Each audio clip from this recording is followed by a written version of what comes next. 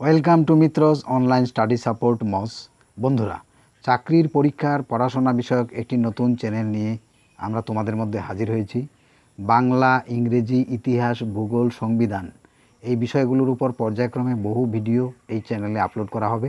আমাদের ভিডিওগুলো WBCS এর সিলেবাসকে সম্পূর্ণরূপে কভার করবে। আমাদের এসব ভিডিও ধারাবাহিকভাবে ফলো করলে সকল চাকরিপ্রার্থী বন্ধুরা নিশ্চিতভাবেই উপকৃত হবে। তাহলে শুরু করা যাক। আমাদের আজকের এই ভিডিওটি ভারতের সংবিধানের উপর।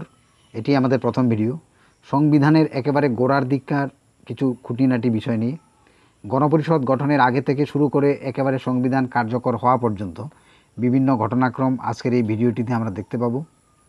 এই ভিডিওটিতে যে সমস্ত টপিক রয়েছে সেগুলো মূলত ইনফরমেটিভ, খুব বেশি বোঝানোর কিছু নেই। সেই জন্যই অযথা খুব বেশি কথা না বলে দরকারি কথাগুলোই আমি এখানে বলার চেষ্টা করব। তখনকার প্রেক্ষাপটটা এমন ছিল যে দেশ তখনও স্বাধীন হয়নি, কিন্তু স্বাধীনতা অর্জন করতে চলেছে। এমন একটা পরিস্থিতিতে ভারতবর্ষের বিভিন্ন চিন্তাবিদগণ স্বাধীন ভারতবর্ষের জন্য একটি সংবিধান রচনা করার কথা ভাবতে শুরু করলেন। তো এই সংবিধান তৈরির কাজটা কারা পারফর্ম করবেন, এই তাগিদ থেকেই সংবিধান সভা বা গণপরিষদের মতো একটা বডি দাঁড় করানোর প্রয়োজনীয়তা সামনে এসে হাজির হয়।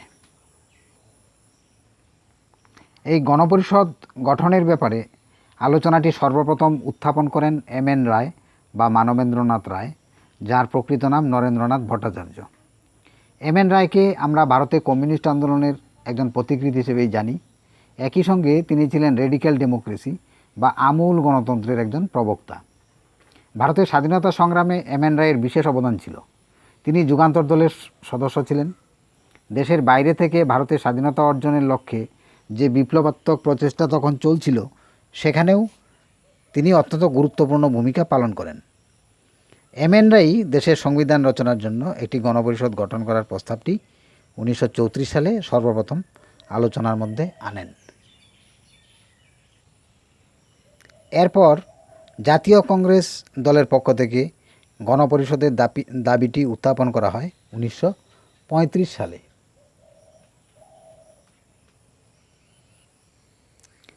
তারপর 1940 সালে বড়লাট লর্ড লিনলিথগো ভারতবাসীদের সামনে যে আগস্ট অফার উপস্থাপিত করেন, তার মধ্যে গণপরিষদ গঠনের দাবিটিকে স্থান দেওয়া হয়।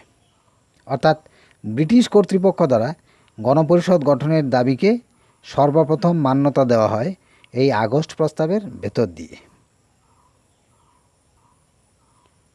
শেষ পর্যন্ত 1946 সালের ক্যাবিনেট মিশন পরিকল্পনার বিধান অনুযায়ী ভারতের সংবিধান রচনার জন্য গণপরিষদ গঠিত হয়। গণপরিষদের মোট সদস্য ছিলেন 389 জন। এর মধ্যে 296 জন সদস্য ছিলেন বিভিন্ন ব্রিটিশ ভারতীয় এলাকা থেকে পরোক্ষভাবে নির্বাচিত, আর 93 জন সদস্য ছিলেন নানান দেশীয় রাজ্য থেকে মনোনীত। এখানে দুটো বিষয় আমাদের বুঝতে হবে। এক হচ্ছে ব্রিটিশ ভারতীয় এলাকা, আর দ্বিতীয় হচ্ছে পরোক্ষভাবে নির্বাচিত। ভারতের যে সমস্ত এলাকা সরাসরি ব্রিটিশদের শাসনাধীন ছিল, সেগুলোই হচ্ছে ব্রিটিশ ভারতীয় অঞ্চল। এইসব ব্রিটিশ শাসনাধীন এলাকায় যে প্রাদেশিক আইনসভাগুলো ছিল, সেই সব আইনসভার নির্বাচিত সদস্যরাই নির্বাচিত করেছিলেন গণপরিষদের 296 জন সদস্যকে। অর্থাৎ গণপরিষদের এই 296 জন সদস্য সরাসরি জনগণের দ্বারা নির্বাচিত ছিলেন না। এজন্যই তাদেরকে বলা হয়েছে পরোক্ষভাবে নির্বাচিত। এবারে আসা যাক দেশীয় রাজ্যের কথায়। ভারতের যে সমস্ত অঞ্চল সরাসরি ব্রিটিশদের দ্বারা শাসিত ছিল না, অর্থাৎ কোনো না কোনো দেশীয় শাসকের দ্বারাই শাসিত ছিল, সেই সব এলাকাগুলোই দেশীয় রাজ্য বা প্রিন্সলি স্টেটস নামে পরিচিত ছিল। তো এই সব দেশীয় রাজ্য থেকে গণপরিষদের 93 জন সদস্য মনোনীত হয়েছিলেন। মনে রাখতে হবে, দেশীয় রাজ্যগুলো থেকে আসা গণপরিষদের 93 জন সদস্য নির্বাচিত বা ইলেক্টেড ছিলেন না, তারা ছিলেন সিলেক্টেড। এবারে আমরা একটি ম্যাপের সাহায্যে বিভিন্ন দেশীয় রাজ্য এবং ব্রিটিশ শাসিত এলাকাগুলো একটু দেখে নেওয়ার চেষ্টা করছি। এই মুহূর্তে স্ক্রিনের উপর যে ম্যাপটা আমরা দেখতে পাচ্ছি, এটি 1947 সালের আগেকার ম্যাপ। অর্থাৎ দেশ স্বাধীন হওয়ার আগেকার ম্যাপ।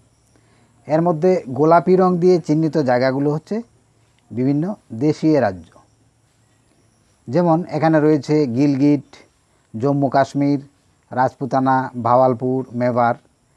একটু নিচের দিকে রয়েছে হায়দ্রাবাদ, মাইসুর, এই সমস্ত রাজ্য, এগুলো হচ্ছে দেশীয় রাজ্য। আর ম্যাপে যে সমস্ত জায়গাগুলো হলুদ রঙের দ্বারা চিহ্নিত করা হয়েছে সেই সব জায়গাগুলো হচ্ছে ব্রিটিশ শাসিত এলাকা। তাহলে আমরা আবার আগের জায়গায় ফিরে যাচ্ছি।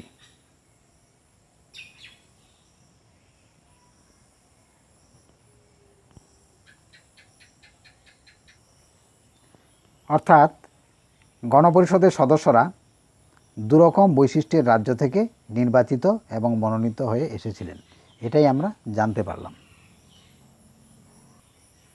গণপরিষদের প্রথম অধিবেশনটি অনুষ্ঠিত হয়েছিল 1946 সালের 9 ডিসেম্বর তারিখে। তারিখটা মনে রাখতে হবে। নতুন দিল্লির কনস্টিটিউশন হলে এই অধিবেশন বসেছিল। বর্তমানে কনস্টিটিউশন হলের নাম হলো সেন্ট্রাল হল অব পার্লামেন্ট হাউস। মুসলিম লীগ কিন্তু আগাগোড়াই গণপরিষদের বিরোধী ছিল। যেহেতু তারা একটা আলাদা রাষ্ট্র গঠনের পক্ষপাতী ছিল, এই কারণেই মুসলিম লীগ গণপরিষদে যোগদান করা থেকে বিরত থাকল। এক কথায় তারা গণপরিষদকে বয়কট করল। ফলে মোট 389 জন সদস্যের মধ্যে বাস্তবে মাত্র 211 জন সদস্য নিয়েই গণপরিষদের যাত্রা শুরু হলো। এই 211 জন সদস্যের সকলেই কিন্তু নির্বাচিত বা মনোনীত হয়ে এসেছিলেন কংগ্রেস দলের ভেতর থেকে। গণপরিষদ কোনো সার্বভৌম সংস্থা ছিল না। যেহেতু এই বডি গঠন করা বা অ্যাবলিশ করার প্রকৃত ক্ষমতাটা ছিল ব্রিটিশ কর্তৃপক্ষের হাতে, এই কারণে গণপরিষদকে কোনো সার্বভৌম সংস্থা হিসেবে গণ্য করা চলে না। গণপরিষদের প্রথম অস্থায়ী সভাপতি ছিলেন ডক্টর সচ্চিদানন্দ সিনহা। অস্থায়ী সভাপতি কথাটা মনে রাখতে হবে। সচ্চিদানন্দ সিনহাকে maker of Bihar and modern India বলে আখ্যায়িত করা হয়। তিনি ব্রিটিশ শাসনাধীন ভারতে আইনসভার একজন সদস্য ছিলেন। সচ্চিদানন্দ সিনহা ছিলেন গণপরিষদের সিনিয়র মোস্ট মেম্বার। গণপরিষদের স্থায়ী সভাপতি হিসেবে নির্বাচিত হয়েছিলেন ডক্টর রাজেন্দ্র প্রসাদ। আমরা সবাই জানি রাজেন্দ্র প্রসাদ ছিলেন স্বাধীন ভারতের প্রথম রাষ্ট্রপতি। 1950 সালের 24শে জানুয়ারি তিনি রাষ্ট্রপতি হিসেবে শপথ নেন। 1962 সাল পর্যন্ত রাষ্ট্রপতি পদে রাজেন্দ্র প্রসাদ বহাল থাকেন। ওই বছর অর্থাৎ 62 সালে তিনি ভারতরত্ন সম্মানে ভূষিত হন। 1963 সালে রাজেন্দ্র প্রসাদ প্রয়াত হন। গণপরিষদের স্থায়ী সহসভাপতি হিসাবে নির্বাচিত হয়েছিলেন এইচ.সি. মুখার্জি বা হরেন্দ্র কুমার মুখার্জি। পরবর্তীতে তিনি পশ্চিমবঙ্গ রাজ্যের তৃতীয় রাজ্যপাল হিসেবে নিযুক্ত হয়েছিলেন। গণপরিষদের সহসভাপতি থাকার পাশাপাশি এইচ.সি. মুখার্জি মাইনরিটিজ সাব কমিটিরও চেয়ারম্যান ছিলেন। তিনি ছিলেন একাধারে একজন নামকরা শিক্ষাবিদ এবং বাংলার একজন বিখ্যাত খ্রিস্টান নেতা। এইচ.সি. মুখার্জিকে বাংলার প্রথম খ্রিস্টান বলে উল্লেখ করা হয়, প্রথম বাঙালি খ্রিস্টান আর কি। গণপরিষদের সাংবিধানিক উপদেষ্টা স্যার বি.এন. রাওই ভারতের খসড়া সংবিধানটি প্রস্তুত করেছিলেন। এখানে উল্লেখ করা দরকার যে ভারতের খসড়া সংবিধানটি 1948 সালের ফেব্রুয়ারি মাসে প্রকাশ করা হয়েছিল। বি.এন. রাও, যার পুরো নাম বেনেগাল নরসিং রাও, তিনি আরও একটি গুরুত্বপূর্ণ পদে আসীন ছিলেন। ইউনাইটেড নেশনসের নিরাপত্তা পরিষদে বি.এন. রাও 1950 সাল থেকে 1952 সাল পর্যন্ত ভারতের প্রতিনিধিত্ব করেছিলেন। অবজেক্টিভ রেজলিউশন, এটি খুবই গুরুত্বপূর্ণ বিষয়। আমাদের ভারতবর্ষ ঠিক কী ধরনের রাষ্ট্রীয় বৈশিষ্ট্য নিয়ে গড়ে উঠবে, এই বিষয়ের উপর একটি সংক্ষিপ্ত মুখবন্ধই ছিল অবজেক্টিভ রেজলিউশনের বিষয়বস্তু। অন্যভাবে বললে বলা যায় যে গণপরিষদ সেদিন যে সংবিধান রচনা করতে চলেছিল তার সামনে থাকা লক্ষ্য এবং উদ্দেশ্যগুলোই হচ্ছে অবজেক্টিভ রেজলিউশন। জওহরলাল নেহরু 1946 সালে অবজেক্টিভ রেজলিউশন উত্থাপন করেন বা এর সূচনা করেন। ভারতের নাগরিকদের সামাজিক, অর্থনৈতিক ও রাজনৈতিক ন্যায় বিচার প্রদান করা, সাম্য এবং মৌলিক স্বাধীনতা প্রদান করা, এই বিষয়গুলো অবজেক্টিভ রেজলিউশনের ভেতর দিয়ে সুনিশ্চিত করা হয়। 1947 সালের 22শে জানুয়ারি গণপরিষদে অবজেক্টিভ রেজলিউশনটি সর্বসম্মতিক্রমে গৃহীত হয়। এই অবজেক্টিভ রেজলিউশনটাই পরবর্তীতে কিছু মডিফিকেশনের ভেতর দিয়ে ভারতীয় সংবিধানের প্রিএম্বল বা প্রস্তাবনা হিসেবে স্থান লাভ করে। এই প্রস্তাবনা থেকেই আমরা ভারত রাষ্ট্রের বৈশিষ্ট্যগুলি সংক্ষেপে জানতে পারি। যেমন আমাদের ভারতবর্ষ হচ্ছে একটি sovereign, socialist, secular, Democratic Republic. এখানে বলে রাখি, পরবর্তী নানান ভিডিওতে সংবিধানের এই সমস্ত বিষয় আরও পরিষ্কারভাবে, আরও বিস্তারিতভাবে আলোচনায় আসবে। গণপরিষদ স্বাধীন ভারতের প্রতীক হিসেবে জাতীয় পতাকাটি গ্রহণ করেছিল 1947 সালের 22শে জুলাই তারিখে। বর্তমানে আমাদের যে তেরঙ্গা পতাকাটি আমরা দেখতে পাই, এটি সেদিন গণপরিষদে গৃহীত হয়েছিল।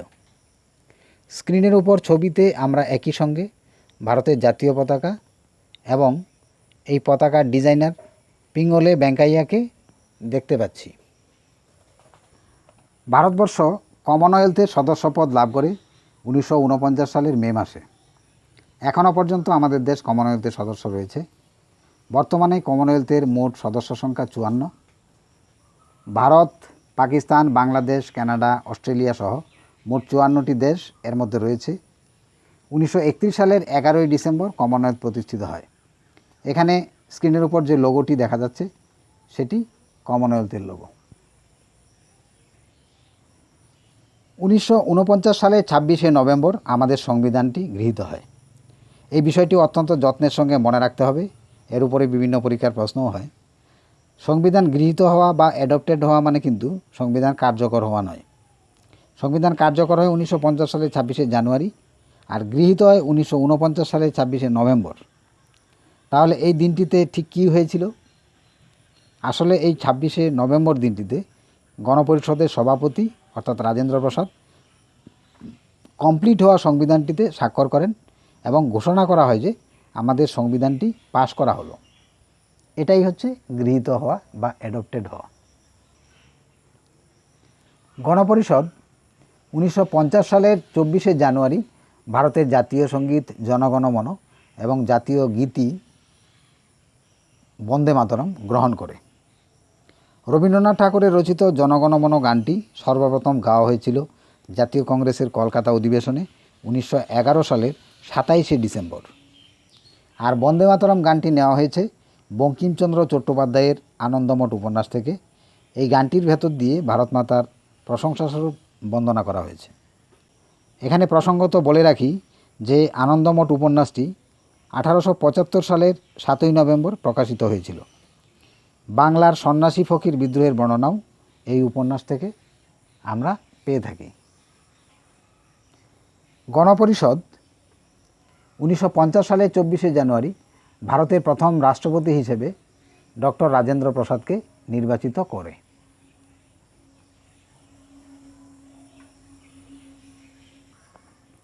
নাগরিকত্ব, নির্বাচন, অস্থায়ী পার্লামেন্ট, অস্থায়ী সংস্থান, এই বিষয়গুলি নিয়ে আমাদের সংবিধান কতকটা আংশিকভাবেই চালু বা কার্যকর হয়ে যায় 1949 সালের 26শে নভেম্বর তারিখেই। এখানে উল্লিখিত টেম্পোরারি প্রভিশনস বা অস্থায়ী সংস্থান বিষয়টা একটু পরিষ্কার হওয়া দরকার। আসলে অস্থায়ী সংস্থান হচ্ছে সাময়িক কিছু সাংবিধানিক বিধান বা ধারা। তৎকালীন প্রেক্ষাপটটা চিন্তা করলে বিষয়টা বুঝতে একটু সুবিধা হবে। এক হচ্ছে স্থায়ী কোনো পার্লামেন্ট বা কেন্দ্রীয় আইনসভা তখনও গঠিত হয়নি, সংবিধানটাও তখনও কার্যকর হয়নি। তাহলে তখনকার মতো কাজকর্ম চালানোর জন্য সাংবিধানিক নির্দেশ পাওয়া যাবে কোথা থেকে? এই প্রশ্নের উত্তর হিসেবেই কিছু অস্থায়ী সংস্থান বা সাংবিধানিক বিধান সেদিন রাখা হয়েছিল সাময়িক কাজকর্ম সম্পাদন করার জন্য। শেষ পর্যন্ত 1950 সালের 26শে জানুয়ারি আমাদের সংবিধান সম্পূর্ণ অবস্থায় সামগ্রিকভাবে কার্যকর করা হয়। সংবিধান কার্যকর করার জন্য 26শে জানুয়ারি দিনটিকে বেছে নেওয়ার পেছনেও একটা ইতিহাস রয়েছে। আমরা অনেকেই জানি যে 1930 সালের 2রা জানুয়ারি কংগ্রেসের ওয়ার্কিং কমিটি একটি বৈঠকে সিদ্ধান্ত নেয় যে ওই বছরের 26শে জানুয়ারি দিনটি পূর্ণ স্বরাজ দিবস হিসেবে পালন করা হবে। তখন থেকে ভারতের স্বাধীনতা লাভের আগে পর্যন্ত প্রতি বছরই 26শে জানুয়ারি পূর্ণ স্বরাজ দিবস বা স্বাধীনতা দিবস পালিত হয়ে আসছিল। এই দিনটিকে স্মরণীয় করে রাখার জন্যই 26শে জানুয়ারি তারিখে ভারতের সংবিধানটি কার্যকর করা হয়। পরবর্তী সময় থেকে এই দিনটি ভারতের প্রজাতন্ত্র দিবস হিসেবে পালিত হয়ে আসছে। গণপরিষদের শেষ অধিবেশন বসে 1950 সালের 24শে জানুয়ারি। তবে গণপরিষদকে তখনই অ্যাবলিশ করে দেওয়া হয়নি। 1951-52 সালের সাধারণ নির্বাচন অনুষ্ঠিত হওয়ার পর ভারতের নতুন পার্লামেন্ট গঠিত হয়। এই নতুন পার্লামেন্ট গঠিত হওয়ার আগে পর্যন্ত গণপরিষদের অস্তিত্ব বর্তমান ছিল বা গণপরিষদ অস্থায়ী পার্লামেন্টের ভূমিকা পালন করে চলছিল। এবারে আমরা আজকের ভিডিওর সারমর্মটাকে এক নজরে দেখে নেব।